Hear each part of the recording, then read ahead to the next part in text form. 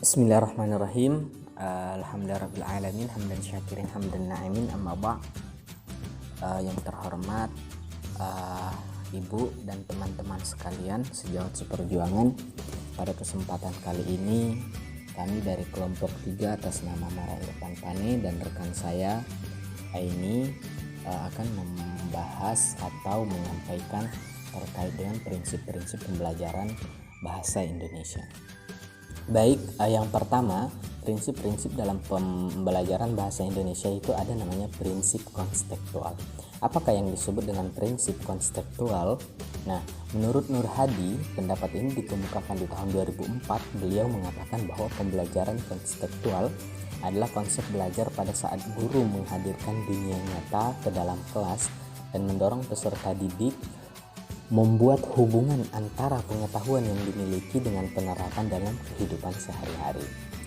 Nah, sementara menurut Depdiknas, pendapat ini dikemukakan atau disampaikan di tahun 2002 dijelaskan bahwa pembelajaran kontekstual adalah pembelajaran yang mengkaitkan materi yang diajarkan dengan dunia nyata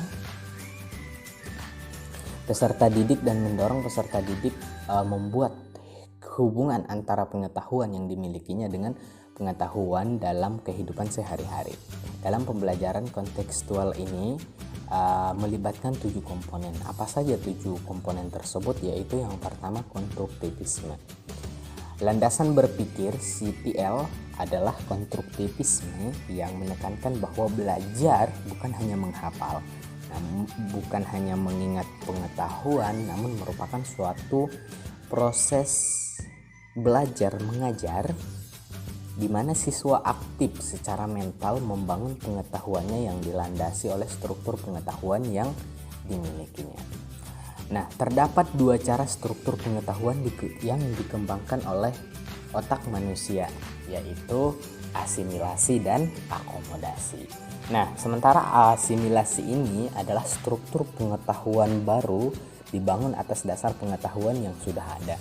Sementara akomodasi adalah suatu struktur pengetahuan yang sudah ada dimodifikasi untuk menampung dan menyesuaikan hadirnya pengalaman baru. Pelaksanaan akomodasi dan asimilasi di kelas dalam pembelajaran bahasa Indonesia dapat diwujudkan dalam bentuk menulis atau mengarang ataupun bercerita di depan kelas.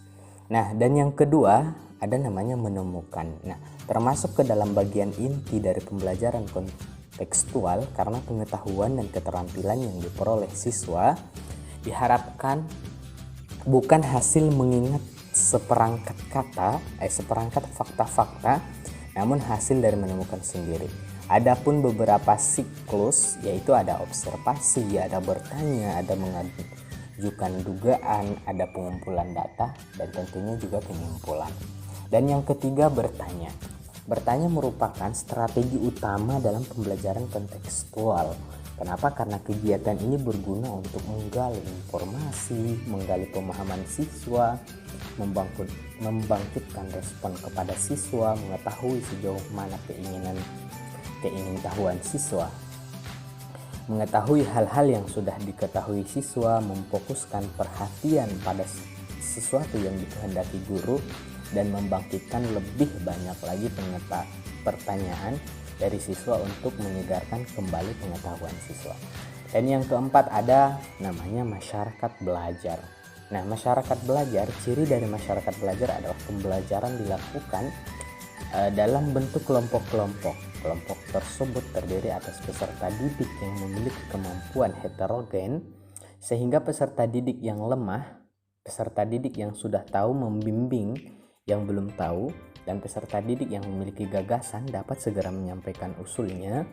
Konsepnya, hasil pembelajaran diperoleh dari hasil kerjasama dari orang lain, yaitu sharing antar teman, antar kelompok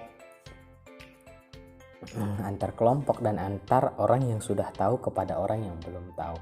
Dan yang kelima ada namanya pemodelan. Nah, pemodelan dalam pembelajaran dilakukan dengan cara memberi model atau contoh yang perlu ditiru. Apabila guru merasa kurang mampu membaca puisi atau bermain drama, tidak perlu cemas karena Guru bukan satu-satunya yang dapat menjadikan model. Guru dapat meminta bantuan teman sejawat atau menghadirkan pihak luar, membaca puisi atau pemain drama.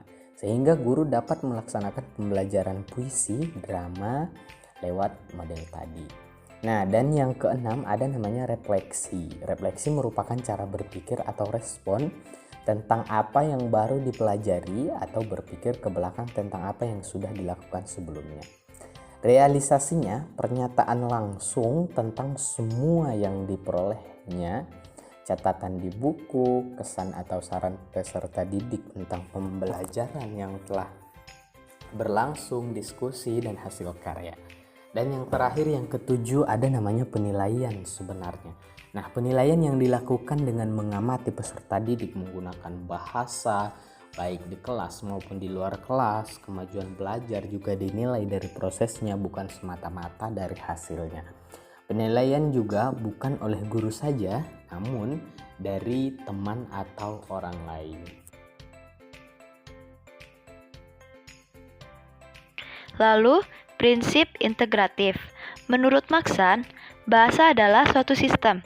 Hal tersebut berarti suatu keseluruhan kegiatan yang satu dengan yang lainnya saling berkaitan untuk mencapai tujuan berbahasa, yaitu berkomunikasi. Subsistem bahasa adalah fonologi, morfologi, sintaksis, dan semantik. Keempat subsistem tidak dapat berdiri sendiri. Maksudnya, pada saat kita menggunakan bahasa, tidak hanya menggunakan salah satu unsur tersebut. Seperti pada saat pembelajaran berbicara, kita menggunakan kata, kata disusun menjadi kalimat, kalimat yang diucapkan menggunakan intonasi yang tepat.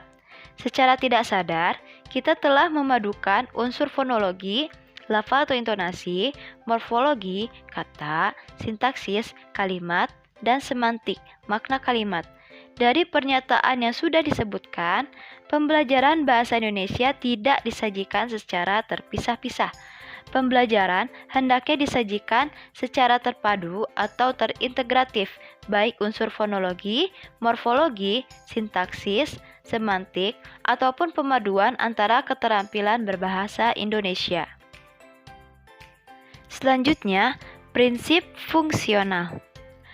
Agar peserta didik dapat menggunakan bahasa Indonesia dalam berkomunikasi dengan baik dan benar, hal ini pun sejalan dengan prinsip fungsional, yaitu pembelajaran bahasa harus dikaitkan dengan fungsinya, baik dalam berkomunikasi maupun dalam memenuhi keterampilan untuk hidup. Prinsip ini pada hakikatnya sejalan dengan konsep pembelajaran komunikatif. Konsep ini mengisyaratkan bahwa guru bukanlah penguasa dalam kelas. Guru bukan satu-satunya pemberi informasi dan sumber belajar, namun guru juga harus sebagai penerima informasi. Jadi, pembelajaran harus berdasarkan multisumber. Lalu yang terakhir, prinsip apresiatif. Dalam pembelajaran bahasa Indonesia, istilah apresiatif dimaknai menyenangkan. Jadi, prinsip pembelajaran yang apresiatif adalah pembelajaran yang menyenangkan. Dilihat dari artinya, prinsip ini tidak hanya berlaku untuk pembelajaran sastra, tetapi juga untuk pembelajaran aspek yang lain seperti keterampilan berbahasa, menyimak, berbicara, membaca, dan menulis. Dalam hal ini, pembelajaran sastra dapat dipadukan dalam pembelajaran keempat keterampilan berbahasa tersebut. Ciri pembelajaran ini dapat dilihat dengan cara memperhatikan peserta didik kita pada saat kita berbicara atau bercerita. Sekian dari kami. Terima kasih atas perhatiannya. Wassalamualaikum warahmatullahi wabarakatuh.